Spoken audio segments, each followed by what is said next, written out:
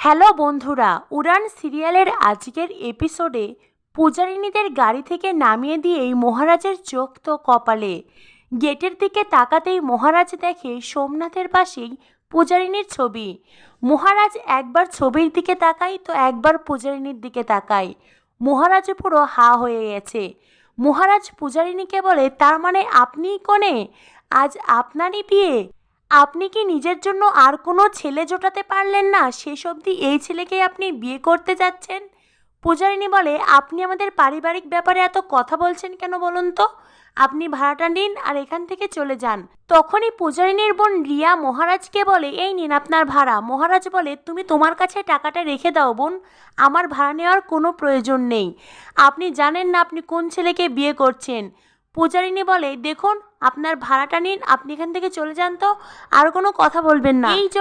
এই জন্যই আমি আপনার গাড়িতে চড়তে দুইবার ভাবি। মহারাজ বলে, আপনি আমার গাড়িতে চড়তে দুইবার ভাবেন আর এই ছেলেকে বিয়ে করতে একবারও ভাবলেন না?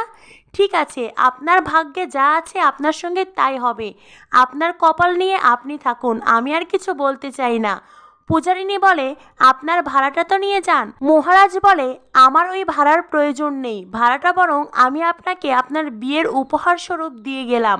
এই বলে মহারাজ গাড়ি নিয়ে ওখান থেকে চলে যায়। আর এই কাণ্ড দেখে পূজারিনীর মা মিটমিট করে হাসছে। এদিকে সোমনাথ তো প্ল্যান করছে বাবার কাছ থেকে টাকাটা পেলেই সে টাকা নিয়ে শ্রুতিকে নিয়ে পালিয়ে যাবে।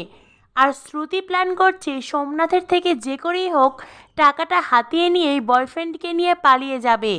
একটু পরেই সোমনাথের গায়ে হলুদ। সোমনাথ নিজের বাবার কাছে আসে, এসে বলে, বাবা তুমি কিন্তু টাকাটা এখন আমার অ্যাকাউন্টে পাঠালে না।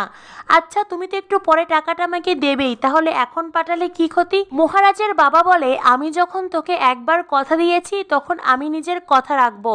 তুই বিয়ের মণ্ডপে যাওয়ার সময়ই আমি তোকে টাকাটা দেব। তখনই সেখানে মহারাজ চলে আসে। মহারাজ সোমনাথের কপালে আবারও টাকার চিন্তার ভাঁজ দেখতে পায়। মহারাজ পানি নিয়ে আর ঔষধ নিয়ে নিজের বাবাকে বলে, বাবা প্রেশারের ঔষধটা খেয়ে নাও।